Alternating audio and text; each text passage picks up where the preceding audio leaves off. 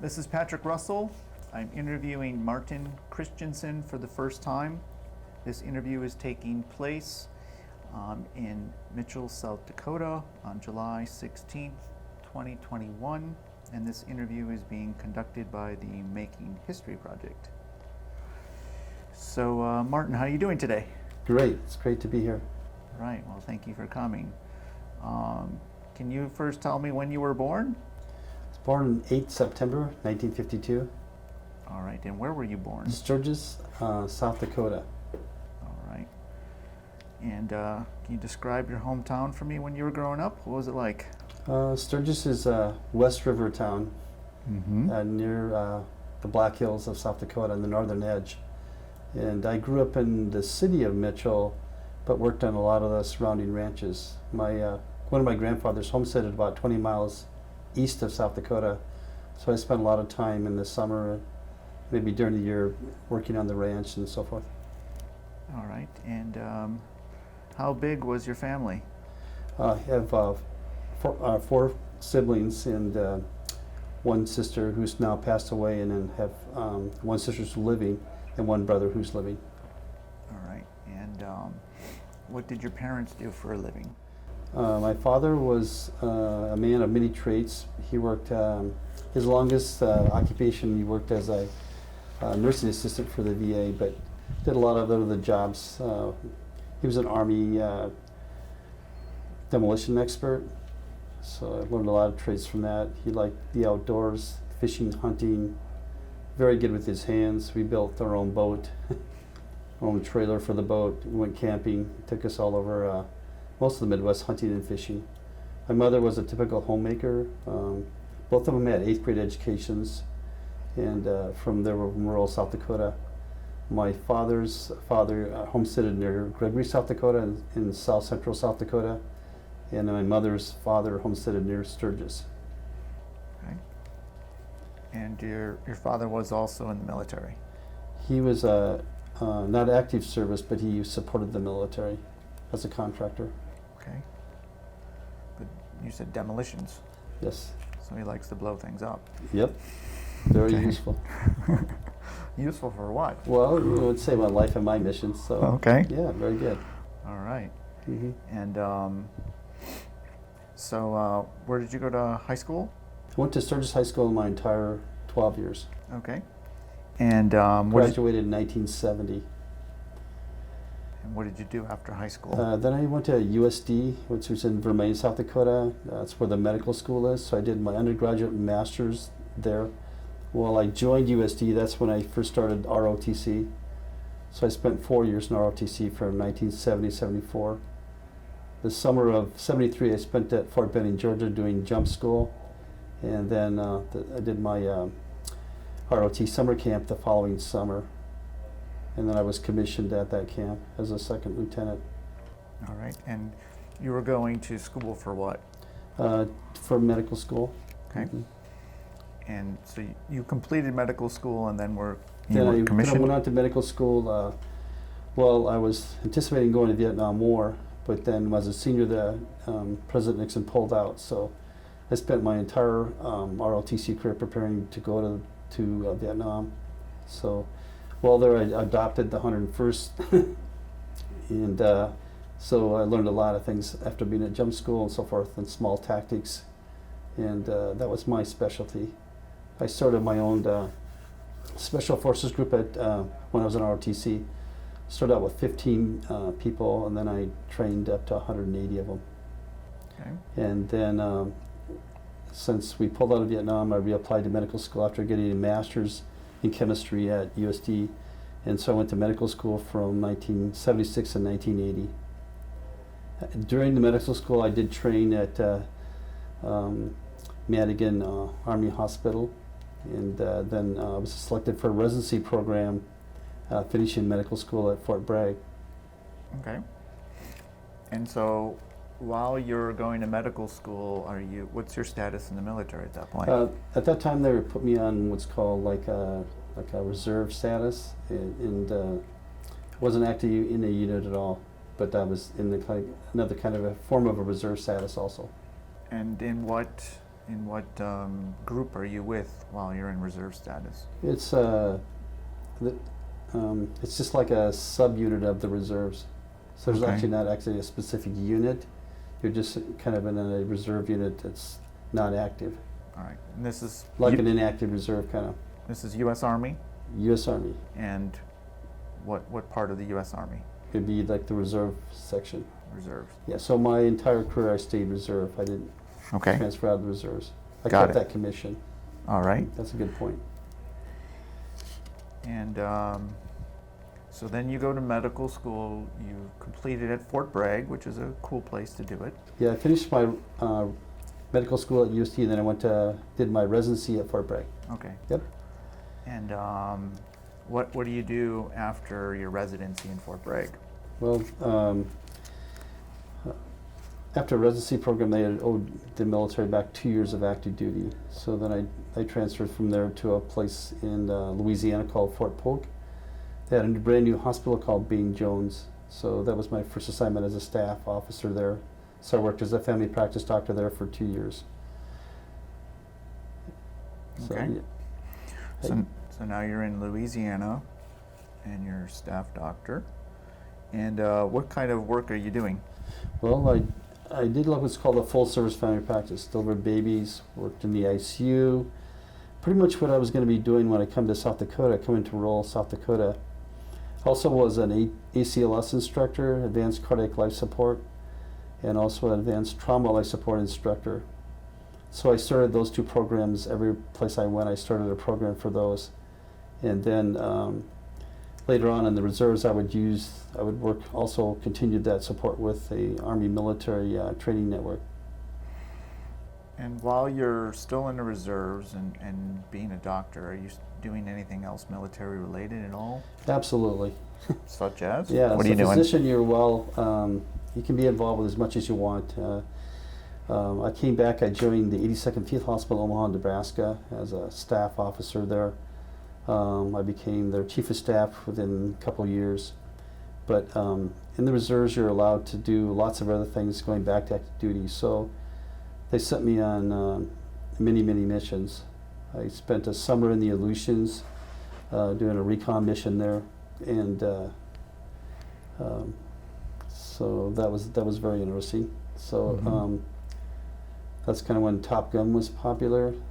Okay. So I've seen the Red Star within about 200 feet of my. So I got to meet the Russian planes, and also got to videotape a lot of things that were important to us at the time. The unclassified version is that the Russians were eventually going to, invade America, coming down the chain, and then make a foothold. And the Aleutians grab the oil and come down the Highway 1 or whatever they would use. So our mission was to eliminate their forces, and then to make an attack across back the island. So I set up all kinds of medical units along that side. Okay. And then during the time the Russians decided to visit our exercise, so we had to engage them. So unofficially we engaged them. So What does that mean? we just dealt with each other directly. I mean, actual Russians. Yeah. All Russian right. plane, yeah. A Russian plane. Yeah, and then the team itself wasn't exposed, just the plane. Okay. And what happened as a result of that? We eliminated the plane. You- Just destroyed the plane. Yeah. a real Russian plane. Yeah. You shot it down. Though we sent like 5 F-15s to rescue the plane or to capture the plane and try to terminate it back. Then wouldn't come back, or got away, and then so we hit the camouflage the planes, but he came back the next day, so that was 5-1. Wow. Yeah. You don't read about this stuff all the time. Yeah, a lot of things happen in the Aleutians on a daily basis, which you don't hear about, but they're actually have engagements a lot of times Really? with MiG-28s or whatever the reconnaissance plane they were using. So Okay. it was interfacing. So it was an interesting time to engage with them. So we had a gentleman there that they sent back that had psychological chest pain. So one of the things I really learned to do as a resident was to thrombolyze patients. In other words, to stop their heart attack. So On the island out there in Adak, I actually aborted his heart attack and stabilized him and flew him back to the mainland to have his cath done, but saved his life. I was also transporting a lady in preterm labor, and then during the flight all the batteries wore out, so I had to count the drips by hand. I had made up my own medicines. I learned to do that as a resident from Nitro, so, but I was well trained in cardiac emergencies and things like that, working at Fort Bragg, so, and that's military service, so actually saved both of them. Yeah. What's a psychological heart attack? You know, a lot of people come in with chest pain, and they kind of rule out organic or say like real cardiac disease, and it may be some other like anxiety or something like that. But actually, he had real coronary disease. Okay. And back to the Aleutian Islands. What was the island that you mentioned? It's Adak. It's the third island from the very end. It used to be Okay. a remote naval base. If I'm not mistaken, wasn't one of those islands taken over by the Japanese during Yes, World War II? that's correct. It's called the 1,000-Mile War. And actually, what happened is when we captured Midway, they captured a 2, which is the second island. And then during the combat in that 1,000-Mile War, they call it the 1,000 miles to the mainland of Alaska. We sent forces there to actually drive the Japanese off and attack the island. They left in the middle of the night, didn't fight us. Mm-hmm. Right now, it's the Air Force. The airfield's still there. They just took the vehicles out there, drained all the oil, and it's a museum. If you fly over over a 2, rather, it's still there. The track and all the vehicles are still sitting there. It's a museum. Really interesting. Yep. All right, so take me from the Aleutians. Where do you go next? Well, Desert Storm happens. Okay. Called back to active duty from the reserves. I was a captain at that time, and so I went to Fort What year Leonard. were you called up? From Omaha, yeah. We were called up as a, say a group of, but actually served as an individual augmentee eventually. So when I went to the MOB station at Fort Leonard Wood, then I asked to be moved forward as whenever they could send me forward to the battlefield. And So- what year were you called up, though? The Christmas of 1990. Okay. And so, did you eventually deploy? Close. Close. I So was what in happens? Well, I was in actually 11 different units. When they asked to move me forward, they moved me to a CRC in Atlanta, Georgia. So we had different missions that were needed to be supported at the time, and actually was in 11 different units. So we trained for many things when we were there getting ready to deploy. And What, why is it that you are all over the place? Is that normal? as a physician, sometimes you get, and as an individual in the reserves, at the time we were sent to support many different things. Okay. So we did use my military expertise to whatever they were using for. So that's pretty normal to use physicians to move them around where they're needed?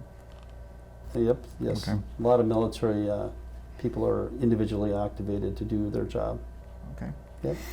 All right, so you said you were almost deployed, so you stayed still stateside, or? I was on an airplane and we turned back. Ah, okay. So during Desert Storm there was many different courses of action, and the course of action that we did turned out to be not necessary. Okay. Mhm. That must have been towards the end then. Well, the war only lasted 100 hours. Mm-hmm. So you had to waited in the desert. Like we put 450,000 men in the desert, and we made the attack at midnight, and everybody was taking off from wherever their positions were to make it happen. And my mission wasn't necessary at the end. Okay. And tell me, when you deploy as a physician, like, how does that happen? What kind of group are you traveling with? Well, it really depends on the mission and what you're doing. So,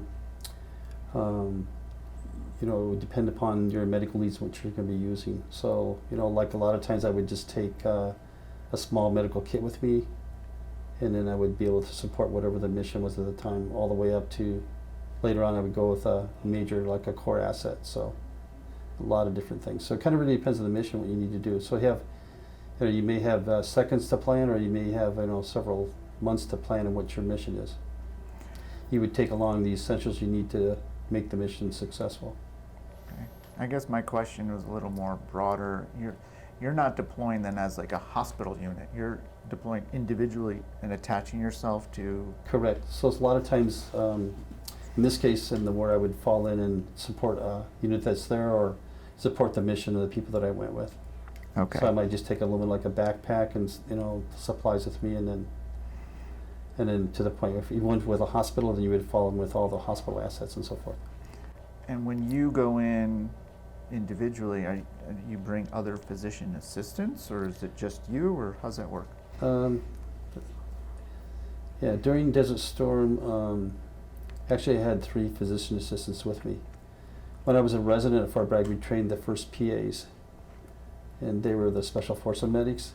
So 3 of the individuals that went with me during the time were with me when we were ready to deploy. And when you say depending on the mission, are you like in briefing, knowing what's going on and what they're going to be doing? Yeah, need to know basis. Yeah. Okay. And how closely attached are you to the combat troops? Well, it would depend again on the mission. What the mission dictates. So yeah, if you're looking for a single person, or you're looking to do a reconnaissance mission, or you're going to it would really depend on really what the mission was. Yeah. All right, so you're on the plane, it gets turned around, you go back. What do you do from that point forward? Well, then I came back to the CRC, and from there I went back and worked on. I went back to Fort Leonard. Then I asked to help the soldiers coming back from the war. So I spent another 3-4 months at Fort McCoy. It's one of the mobilization platforms, and then we redeployed soldiers back. And when you say help, what are you doing?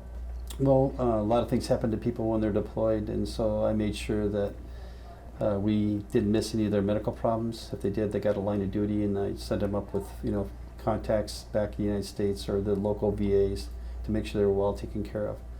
Some of them, required immediate treatment, so they went to Mayo Clinic or their surrounding hospitals. I set up appointments or took them there to be cared for. Okay. Okay. And when you go on these, well, let me ask you a different way. Even though you're a physician, are you still trained with weapons? Yes, absolutely. Okay. So what type of equipment were you qualified to use? Mostly the M16 and the .45 caliber pistol. Okay. And how do you reconcile that with the Hippocratic Oath? Is there one, or you're a soldier first, and you have to defend yourself or protect your mission. So I don't know how many realms about doing that. All right. Yeah. So there isn't really a conflict. Nope. Okay. Yeah. If we heard them and they were still alive, then I'd save their life. Got it. Yep. And so then after Desert Storm, you're helping the troops come back with their needs, and then what do you do after that? What's going on? What happened in Desert Storm today? We went back from active duty status. After 6 months, we're back to reserve status, back to my unit in Omaha. There I was deployed on other missions. Colonel Britt, who was another reserve officer at Fort Sam Houston, and I started teaching, made a mobile teaching team and a network. So then I would fly with them or teach ACLS and ATLS all over the United States. So we made a mobile team. So we go to units that needed to be, updated on advanced trauma life support and advanced cardiac life support. And I set up that same program in my reserve unit. We trained all over the Midwest, and then with him we went all around the United States. So I kept my contacts with Fort Bragg. So I went back and I trained with the 18 Deltas. So we would meet in, say, Massachusetts or some other place, and we would train them on ATLS. Okay, so you're sharing your experience and Absolutely. and duplicating your efforts with other folks. Correct. Okay. Yep. And so while you're doing that, what else is going on? Well, then I continued on with a military career. Instead of deploying with the unit at 82nd, doing a lot of their summer activities that we'd be doing as a unit, I went back. I finished my military training. So I went on to do advanced course and then be promoted to a major. And then later in, say like 6 years later, then I went to onto more military training for that, to be promoted to a colonel. Okay, so what is the highest rank that you have obtained? Became a 06, or full board colonel. Okay. Yep. And are you still active, or? I'm still in the reserves. Okay. Inactive. Well, actually, I resigned my commission. I did not resign my commission, but I retired from the reserves in 2007. But I didn't give up my commission. Okay. So I still could be called back as a colonel. I did 33 years. All right. So, And yeah. So what happened after I finished Desert Storm, besides the military training, and we were called back to Europe. The Cold War ended. The Russians folded. So there was a lot of things that were happening in the new Europe, let's call it. So they sent me to Italy.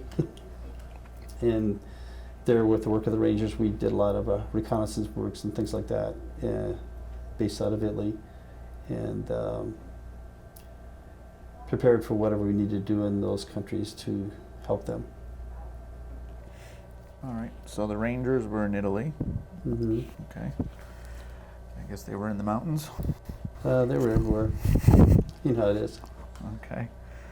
And did you ever deploy with a combat unit in combat? Yes, later on. Okay. Mm. Tell me about that. Well, then, as you know, in 2000 I took over got my first command, had a battalion command. I took over the hospital in Omaha. They renamed it 42nd, 23rd U.S. Army Hospital. There's approximately 3,000 people we commanded. Did a lot of recruiting and prepared them as best I could for future engagements, whether they be individually augmented or go as a unit. I tried to get the reserves to recognize that and lessons learned, like from Desert Storm. So as a physician, we tried to make sure, that if they were deployed, they could do like a 90-day rotation. But I prepared everybody to go wherever they needed to do as an individual or as a unit, and really tried to get the reserves to activate the unit as a whole. And that was kind of my goal. So we prepared with ATLS, ACLS courses. We did a lot of field duties. We worked on expert field badge for medics, so allowed them to prepare for the battlefield. And then 9/11 happened. Mm-hmm. So we were preparing for war at that point. I mobilized. I prepared our unit for mobilization. So whenever, instead of doing like a regular summer duty, I made it as a mobilization practice. So we actually went to a platform. Our platform at that time was Fort Hood. So we would take our battalion down there and prepare them to be mobilized. And while we're there, we got mobilized. Hmm? So at that time again, we got mobilized to go to support backfill the hospital down there. That was our military reserve mission, and then I did that for about 120 days, and then I left Fort Hood and I came back, and then they asked me to take another command with the COSCOM, and which is a core asset. So I worked on at that time. My wife and I built a medical team that joined us with the COSCOM, 3rd COSCOM. And then we were mobilized to go to Iraq for a year. Okay. So in 2005, 2006, we went to and we were stationed at Balad Air Force Base, which is about 40 clicks north of Baghdad. Okay. We were in charge of about 40,000 men. So we basically controlled all the combat service support, all the supplies in Iraq at the time. Mm-hmm. And during then, we were I think we were the front lines. The war was more mature at the time. There wasn't, but they were attacking not only our base, but they were also attacking our supply lines. Okay. So one of the things I wanted to do there was to change the individual first aid kit. So we developed it's called an IFAC. During World War II, you just had a little bandage you wore on your uniform. So we developed something that was more modern and up to date. So we changed. It's called level 1 care. So that's one of the things we did. So in that kit would be a tourniquet that you could put on yourself, a one-hand tourniquet. Also some medicine called Christensen, which you could put onto an arterial bleeding. And then another bandage called an Israeli bandage, which you could put on. You could use as to stop venous bleeding. You could use it as to go around your axilla, your head, so forth. But a really neat bandage, so that would stop venous bleeding, and that was all in the first aid kit. And then also there was sometimes we put medicine in there that you would need immediately, like say like an antibiotic or something you would take orally, and maybe something for pain like Tylenol or Advil, so something you could keep in the kit. And so that kit, everybody had one of those kits on them. So the other thing was a nasal airway device. So people who died unnecessarily in Vietnam, like lessons learned, we prevented that right in the front line. So we could stop. In Vietnam, 15% of people died unnecessarily from preventable deaths. So we stopped the bleeding. 9% of those that bled out unnecessarily, they could stop that with a tourniquet or the Christensen and Israeli bandage. And then if they needed an airway, then they could put that nasal airway in. They wouldn't swallow their tongue. And then we trained another kind of a medical provider. So between buddy aid and the traditional medic, we trained a combat lifesaver. And that individual could do everything that's in that first aid kit, plus also start an IV. So you could get a lifeline on people and give them fluid if they became hypotensive. So one of the things we did open the war was not to give them fluids unless you couldn't feel their radial pulse. That means their systolic blood pressure was under 90, and then at that time we'd give them fluids. Otherwise it would kind of blow the platelets off, the blood clot there, and they would restart bleeding. So it's one of the things we learned in the battlefield. And once they got to our hospital in Balad, which was the main evacuation hospital for Iraq, we had a 98% survival rate. So they had to make it there first. So we actually went out in the front lines. Along with the IPAC training, we also started this new training for combat lifesavers. They actually had a program in the military, but it was kind of like 1950s medicine, kind of load and go. And I said, well, this isn't going to cut it. It's not the golden hour trauma. It's a platinum, 10 seconds. If you're out in the battle, you're not ready to go. You're going to lose people unnecessarily. So we trained this kind of training. We went out to Al-Assad. We call it West River. That's where we were engaging a lot of the enemy there in the front lines, and we trained people how to use not only the first aid kit, but also to be combat lifesavers, and particularly on the convoys, which were getting hit all the time. We'd send out 1,000 convoys a day, and maybe a fourth of those would get hit. So we had to deal with that. If you made it inside our hospital and you had a 98% survival rate, the average length at our hospital was 6 hours. And you're on the way to Germany or Landstuhl. If you got burned, you didn't stay there. You went all the way back to Brooke Army Hospital. We had an airplane ready for them to be transported right out of Germany. So we just load them and then take them right to that plane. And every day we transport people out. The other thing we did during the war was to make sure that everybody had a line of duty for their injuries. So that's something that a lot of times soldiers, they just kind of humped it and went along the way. But if they came into our facility, we knew about them in our unit, we made sure they had a line of duty so they get care after they left. That was kind of something I learned in Desert Storm. And then the next thing we did was we developed a tracking system. So, the military was computerizing their medical records kind of as we spoke. They were changing and evolving. So we actually worked on that system we met with the commander at Launch Stool, and we set up communications, so like when that person got injured in the battlefield, we could track them from the battlefield to our hospital, which was the evac hospital, to Launch Stool, and then back to the United States for the level 4 and level 5 care. And we kept eyes on them and watched them, and so we keep the commanders involved with their soldiers so they wouldn't lose control of that. So my wife Cindy and I were much involved with that, and the commanders were extremely wanting to know that information, and they actually continued to follow the soldiers even though they left the battlefield. The other thing I did when they came to Balad, I cut all their equipment off and saved it and sent it back to Fort Sam so we could research it. During the time we were developing new equipment, say like the metal plate or the plate that you wear, the Kevlar plate that you wore to protect you, and also the new Kevlar helmet. So we studied that and the equipment to see what kind of effect it would have and whether they needed to change it at all. We started a school there also, a training school, and we changed that from the 1950s to 2005 standards, not only on the trauma side but also on the medical standpoint. So we actually trained the physicians that were there and actually trained some of the Iraqi military people on the newest and latest ACLS. They were changing at that time, so we updated that. And then we also we trained and updated all the combat lifesavers there. And we were training people involving them in the war. Then the traditional medics, we also retrained them so they could do a surgical airway. So they could actually open up your windpipe if you needed to and do that. And we left that training there available at the base when we left.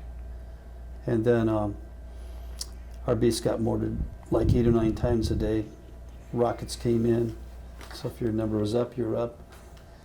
The day we arrived there, we came into some shelters that were like tents, and the people that were waiting to leave the war were in the other tents, and they took several mortars and got, 15, 16 people got shrapnel and injured. So we developed an inter-base defense also, and we developed military chests, which we use today. I like to be pre-deployed, so we actually made a chest and divided our base into like multiple segments. So they could take the soldiers from a certain point to what we call a casualty collection point, stabilize them, and then the hospital would come and pick them up and take them right to the OR on our base, inside our base. And in that chest would be all those things we use, like in the first aid kit and so forth, those ideas. So we would, again, pre-stage things out. When the Army would be having engagements throughout Iraq and we would be called to support that, we would move the helicopters closer. So we move our surgeons closer to the battlefield.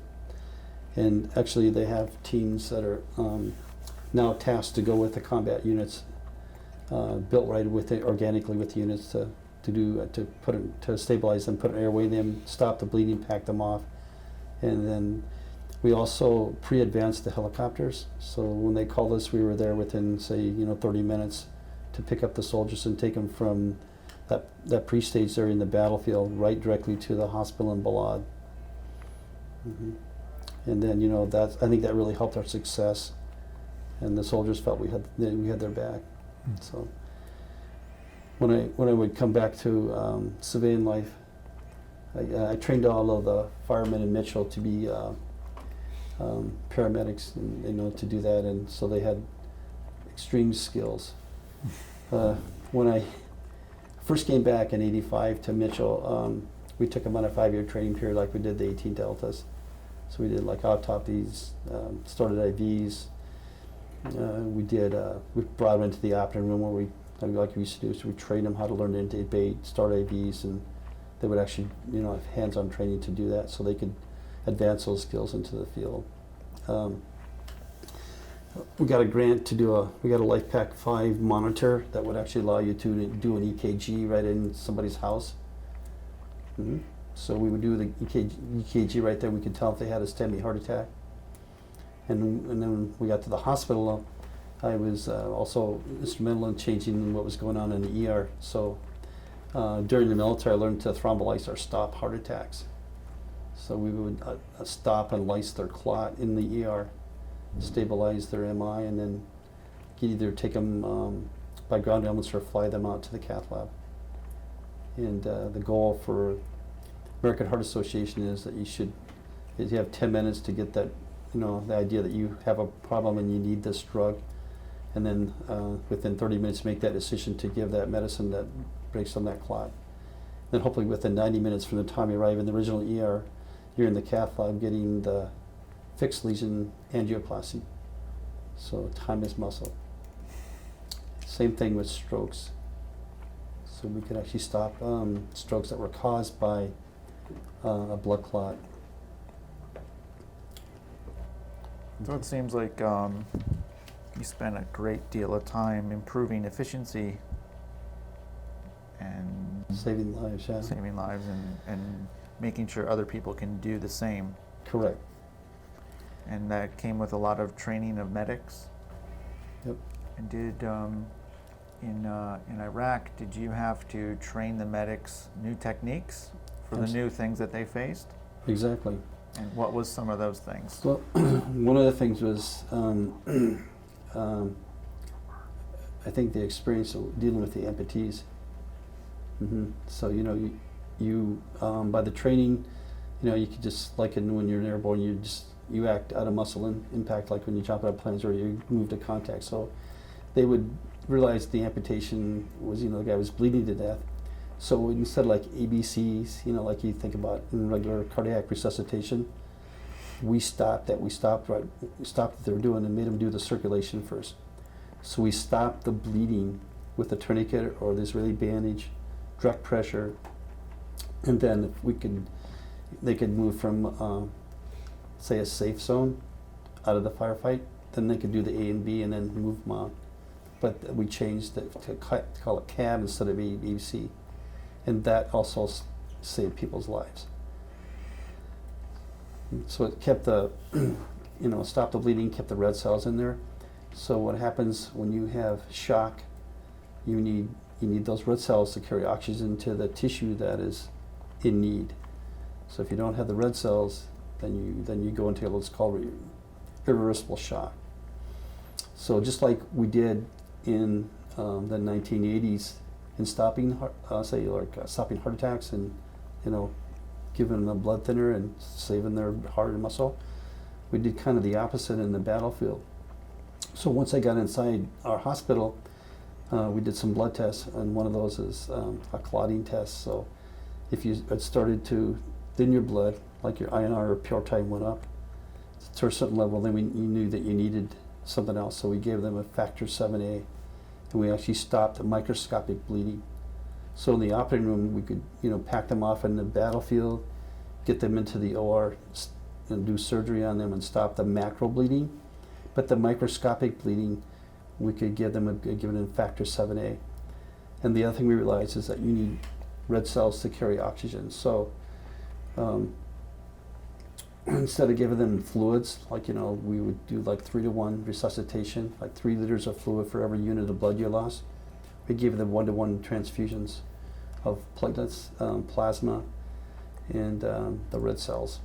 And with that 1-to-1 transfusions, they could be resuscitated, and they wouldn't be like it wouldn't balloon up. They wouldn't have all that extra fluid on board, and they actually got what they really needed, which was those red cells and those other factors to stop their microscopic bleeding and keep them from dying unnecessarily from irreversible shock. So all those ideas were developed in the combat zone, and we taught those when we came back to civilian life also. And were you personally involved in training the medics? Yes. Okay. And how does one train a medic to be calm under pressure, dealing with a really serious, often unpleasant situation? It's their training. So, and a lot of times they look at the things that you do, but it's the training that saves your life. So we try to put them in realistic training. So like when they're at the school, all those research things we did, and we went back to Fort Sam where they trained the medics. We set up a training period. So the people that make the Sin Man, yeah, we went to their factory and we actually dealt with the people that make the Sin Man. So they made us amputated arms and so forth, so we could simulate what was going to go on the battlefield. So at Fort Sam Houston, we have a big building which has 150 Sin Men in. So we simulate exactly what they're going to be experiencing in the battlefield, with the verbal, like the gunshot wounds, or people screaming, or psych patients, whatever you're going to meet in the battlefield, we do it right there at Fort Sam, and we lessons learned from the battlefield we reapply to that school. And the people that make the Sin Man actually, just like in James Bond, where they have the people that make what you want when you go to the field for 007, they would make what we needed there at the factory in the Sin Man, so we could simulate what's going on in medicine.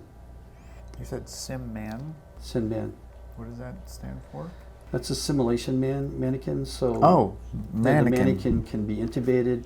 Got it. You can put tubes in him, and you can program him what you need to do. So when we treat, instead of using animal models, now we use the Sin Man for trauma, and then also for medicine. So the Perry Center in Sioux Falls, like at the medical school, we have a simulation lab there, but a lot of simulation labs are being used.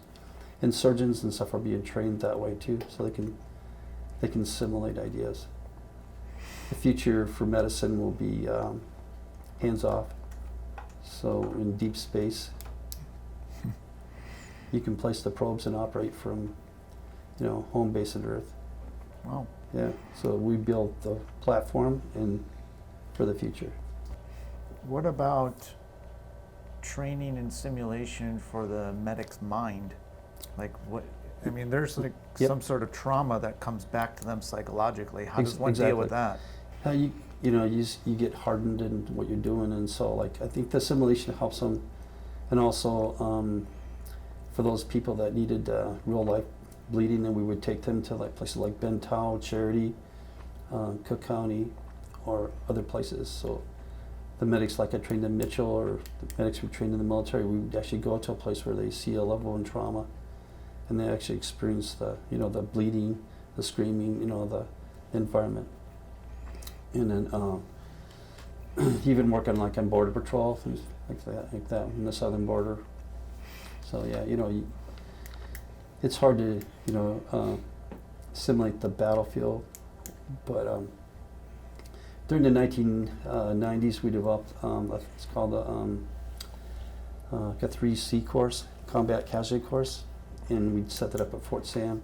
So we bring nurses, doctors, PT, OT, anybody who had a medical background to this camp, and we train Air Force, Army, Marines, Navy people there, and they would be out in the field for 10 days, and there they would try to simulate what was going on. And now we have SIDMAN to do that there also, but to get hands-on, then we'd go to local facilities within the United States to do that. Is there any type of training or therapy that is given to medics while they're in the field to keep, for lack of a better word, their head straight? Sure. In terms of, it's like in anything that's in life that you need to do, is one thing that helps you is a debriefing afterwards. So we did a lot of after action things, and the people that were tremendously great, we awarded them. When we did those practice things on our base, we set up an after action thing, or if we would be doing something in the military, then we debrief afterwards. So they not only get to talk about it with their colleagues, they also, and those experiences you carry with you all your life. But do you think that medics are more prone to PTSD from what they deal with, or? I think anybody who's in combat is. But what about medics? More so, you think? Yeah, they could be. So, sometimes it depends on how you deal with stress. That's an individual thing, and you carry that with you all your life. Yeah. Yeah. And you mentioned your wife, so you deployed with her to Iraq? Yep. Okay. Actually, I recruited her back from the Air Force to the Army, and when she finished up her Air Force commitment, And when I was in command in Omaha, so she joined my reserve unit and helped me prepare that unit for the 9/11 mission. Mm-hmm. And we completely refigurated the unit, and we used her experience to do that also. She was great. Besides being my wife and the person I could talk to, she was great on the computer. So I basically barely knew what an email was. And here I would in the war and have like top secret computers, and I really needed her expertise to make me successful. And so it's a team that was fantastic. Mm-hmm. Yep. How long were you in Iraq? About a year. Okay. Yeah. And then, what did you do after Iraq? Cindy wanted to retire. So we decided to retire from our active commitment in the reserves. And so when we came back, we stayed with the reserve for about a year, and then we retired. Okay.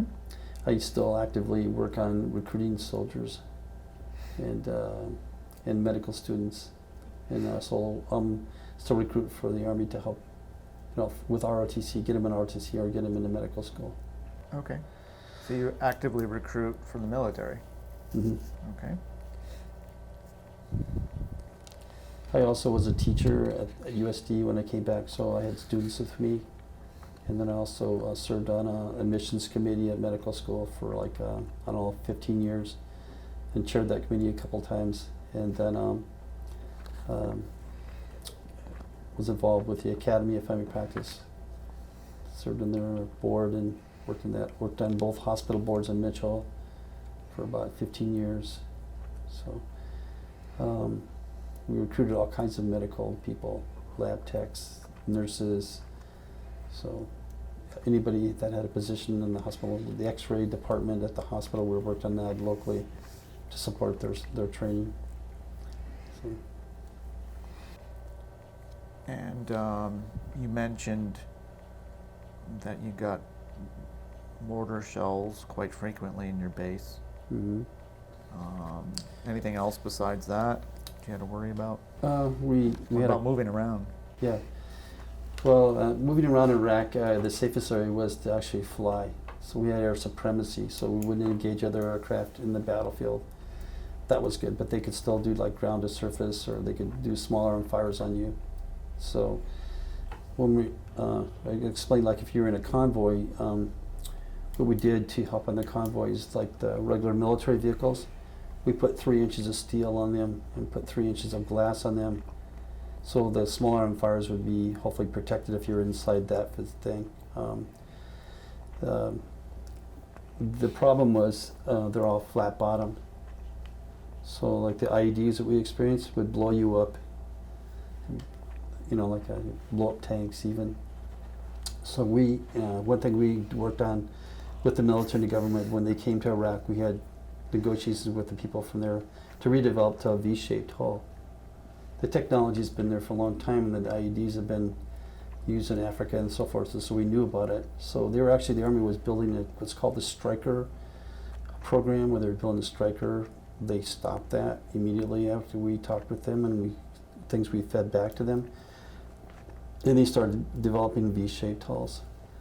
So one of my nephews works for the Special Forces, and he built 300 of those, like a 6-wheeled track vehicle to take back when one of our sons was in Afghanistan when Cindy and I were in Iraq. So he redeployed, but when he went back, they had those V-shaped holes, which would protect him from the blast, and along with the steel we put on the outside. The tankers that we used on the supply lines, we sprayed them with absorbable polymer, so they could take a 6-inch hole and it'd shrink back. The tires were re-inflatable on the vehicles, so the only way you could actually stop the tanker was to burn it. And the enemy they evolved with it, so they had more and more sophisticated IEDs. So some they could detonate, from a distance, or they would place them down the road further. We used to, after we got hit in a convoy, we'd go say 300 feet, so they'd put more down at 300 feet. So they learned different ways to do that. They also used pressure devices we in Iraq, would redo the roads, and so they'd be involved with the road construction. They'd put bombs inside the concrete. They put it in garbage things. I mean, when you came home, you had to watch what you do when you're driving. You know, you got used to that. So when you flew in the, we did get attacked once flying near Fallujah. We were on a mission. We had to go back and forth to get back to Balad. So we actually were on like 3 or 4 different bases that night. But when we flew to Fallujah, we took on small arm fire, and we had to engage the people there.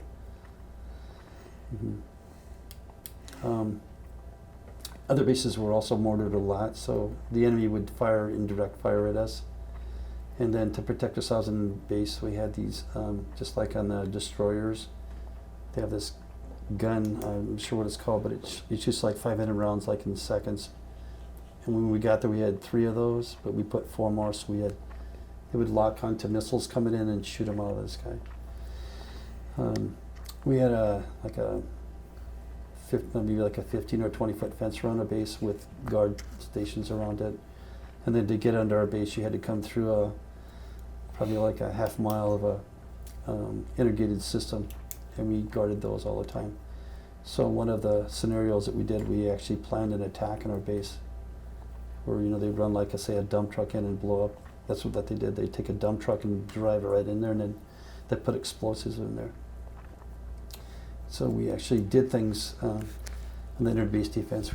Within 2 weeks, the first training thing, we had a 911 system set up, so that would activate our trauma system, and the firemen would set it off, and then we'd have they would be the in charge of the activities at the base. So like every night we fed 4,000 people, or every day we had 4 different dining facilities.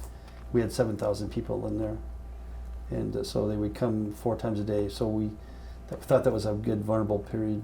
So we actually did the first training episode inside that DFAC. So we simulated one of those rockets coming in and blowing up the people in the dining facility, and they had to triage them. And then we take them to a casualty collection point, so they practice what we kind of preach, and they use that trauma box, and then the hospital would come, and then the security people would come, and they would, and we also practice against like nerve agents and so forth, and other kind of exercises. One of the priorities in our base, something was coming and leaving our base every minute. So it was one of the busiest airports in the world. We had 300 helicopters, we had a squadron of F-16s, and every kind of supply vehicle you can imagine. Everything else that flew in the military was actually there. So all the unmanned aircraft and came from there too. So, but anyway, we would simulate. We simulated a blade clip on one of the runways in one of the scenarios we did. So we tried to practice what was important, and so that people would be prepared for what they had to deal with. Training. Training. So the training saves your life. Yes. Yeah. Yes. And when you're in this base, are you in charge of the medical division when you're on this base? Well, the Air Force actually ran the hospital, but the general that I worked with as a colonel, she was in charge of the base, and then we also had the Air Force general was there for all the air command in Iraq, and then the special forces were there too. So where did you fall in that line then? So Under the Air Force? I was actually the COSCAM's general's staff, so I interfaced with those other people a lot. Okay. So like when there'd be trauma coming in, then we would try to get all the medical assets to come and help the hospital. If there was like an incident where the bomb came in and hurt people, and we would go to there to try to help them. And so we would actually simulated those kind of emergency things on the base to do that. So what was a typical day for you on the base? The typical base that we routinely did is in the morning we had to go to like a television conference, that one that was dealt with people from the United States, and then the generals come in, so we had to give reports for that, and then we did inter-Iraq communications. So we dealt with the people that we supported or other units in Iraq. And then after that, I usually worked on training the school or getting supplies or doing other interactions on the base. And then same at nighttime, we also had conferences at nighttime we had to deal with. And then if we had missions to do during the daytime, say we had a mission to go out, and one of the problems was the water supply in Iraq, actually being in the desert. So I helped build a water bottle factory. So we made 450,000 bottles a day, 1.5 liters. We sucked the water out of the Tigris River and ran it through a purification system with rope U. And then we actually had like mass spec and things like that to make sure there wasn't being poisoned and we had everybody in Iraq could drink 5 of those 1.5 liter bottles a day and never run out. We put them on pallets and shipped them all over the field. We worked on the purifications of the water, and then we did the training out in Al-Assad when we were doing there. Once a month we went to Baghdad. So the general that was in charge of all Iraq, we would meet and tell stories or do things so we could relate and talk with them directly, face to face. So there's. And what were you relaying? What type of information? The main thing I was doing is relating what we did for the training, and what the needs were and what the problems we had, and talked about the medical evacuation system. So the main thing our base was, we built all these new things in the military, these new ideas.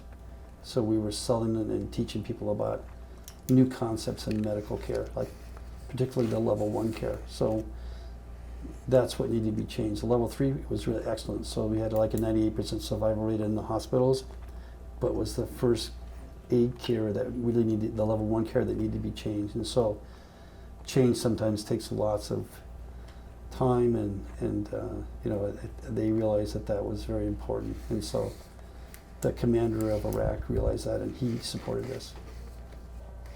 And now those efforts still continue to this day. Correct. Right. Yep. Just like you're recording me today, people were recorded and made movies of us.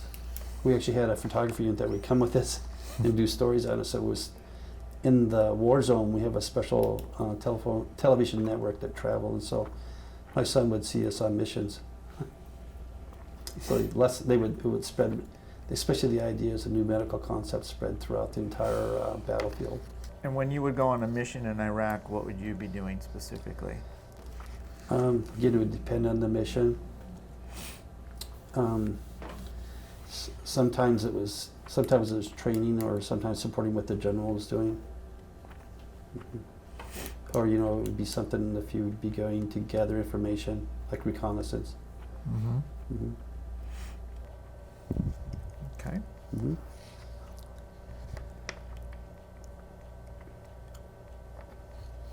Did you bring back any trauma from Iraq yourself?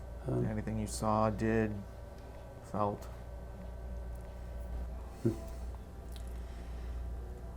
I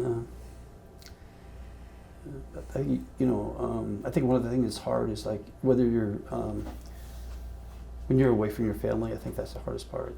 Yeah. So like missing your kids' events, missing your family. Yeah. In this case, Cindy was with me the last time, but yeah, it's just a way is a way. Whether you're deployed in CONUS, or you're away in the weekend on a drill, or you're in the middle of a firefight, or whatever you're dealing with, you have to you're away, and so yeah, I think that's one of the hardest things is being away from your family and that separation. Yeah, people don't realize, I don't know if the everyday American realizes what soldiers do. The weekends they spend away from their families, or the drills, and then being deployed away. It's a big commitment to do that. Yep. We brought ideas back from the war, which we improved our communities with. So the medical assets, the training, the recruiting,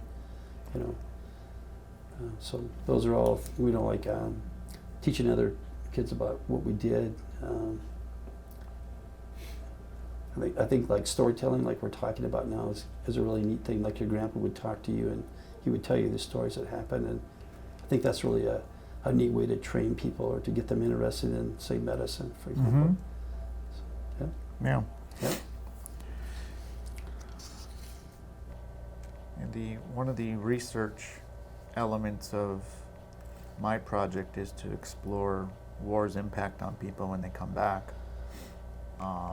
That to me is the hidden injury. Correct. That people don't realize or pay attention to. Right. And so, did you ever have any of those issues as a doctor? Yeah, like it's what you do when you come back. I like to watch the movie Top Gun, right? Mm-hmm. So 5 to 1. We talked about that before. Mm-hmm. Just maybe watching something like that to just unload, and I think also when you get to talk to your colleagues or talk to other soldiers, it really helps you to do that. As a medical doctor, you have to always be concerned about that, and I have my best friend, my wife. Mm-hmm. So, okay. That was really good. But you were not immune to that. No, everybody has it. Everybody has that to different degrees, and how they deal with it is probably an individual basis. Mm-hmm. But you all bring that back home, whether you keep it inside you a little bit. Mm-hmm.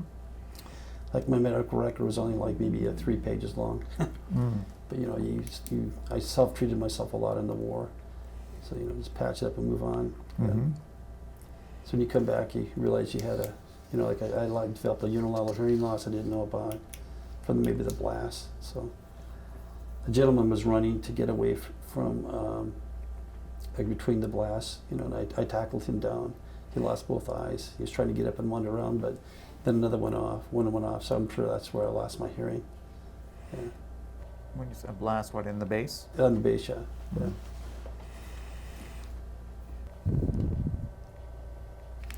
I think it's important for them, like what the service officer does, and to have that kind of care in the VAs to help people because a lot of things aren't obvious when you come back. Before we left there, the other thing we did is we tried to develop what's called a post-deployment form, so they actually in the battlefield before they left, say a Balad, then we would meet with them and try to list all the things so when they got back to the demo station, they could readily take those out to the VAs and their local doctors to be cared for.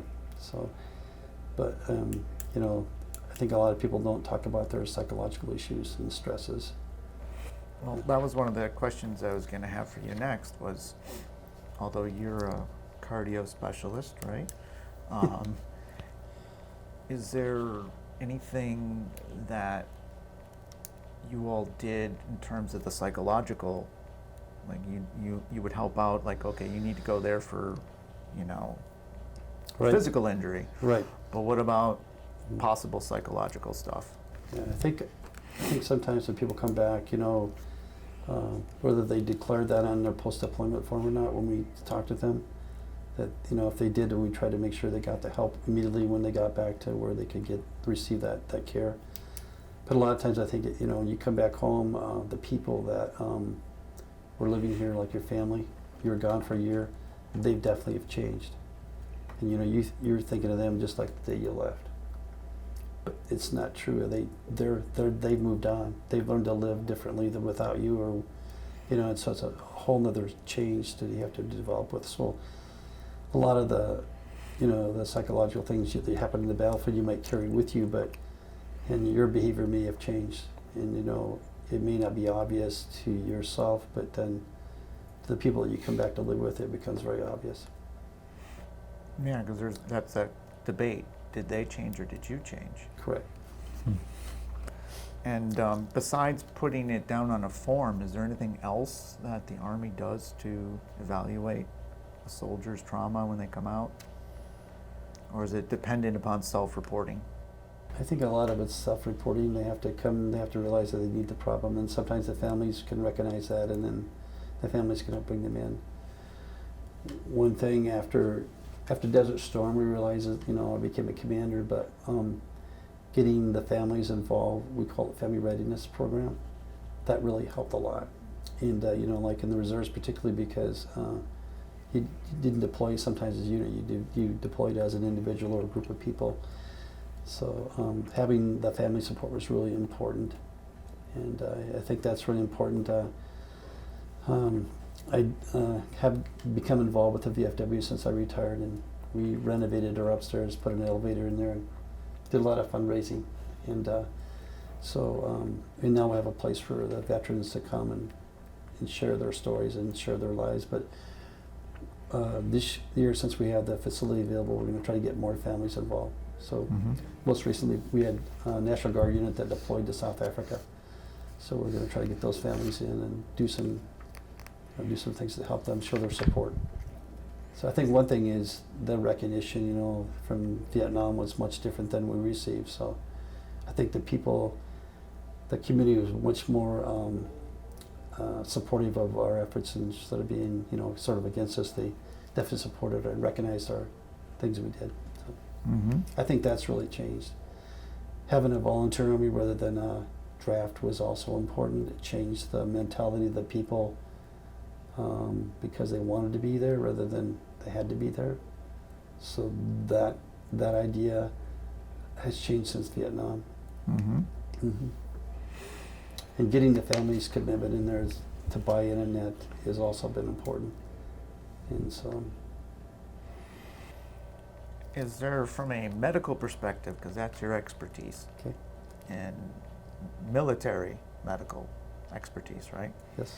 Is there anything that you would like to tell future generations? Because you're all about training and preparation and paying it forward. What would you, with your experience, what advice would you have?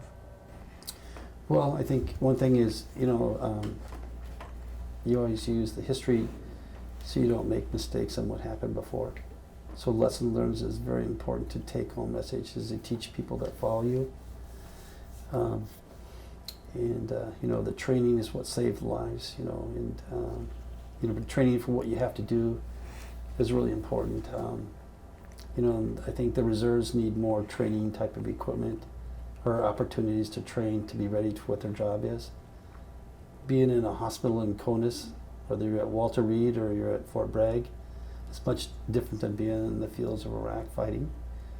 So they have to have realistic training, and they have to have the equipment and be able to train on the equipment to be more successful in the future.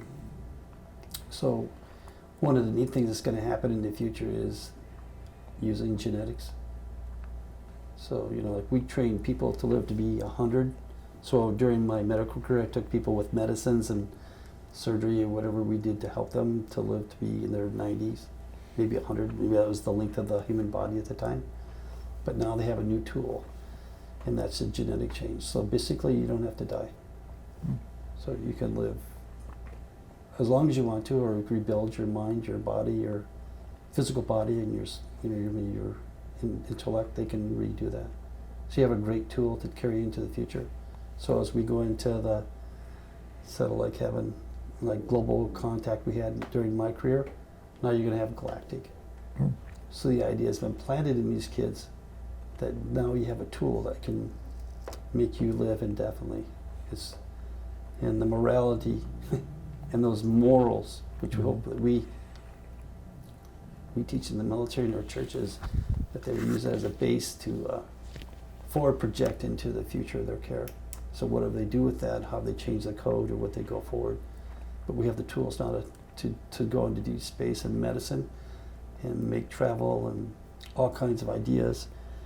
The idea of the hands-off thing, working with, say, robots or computers, or to help us to do our job better. We learned that through the medical care, the records, but we can also use it in the treatment, so forth. So, you know, like instead of just a stethoscope, you can use an ultrasound, or, you know, to use that on care. So you can look inside right at the point of care and deal with it.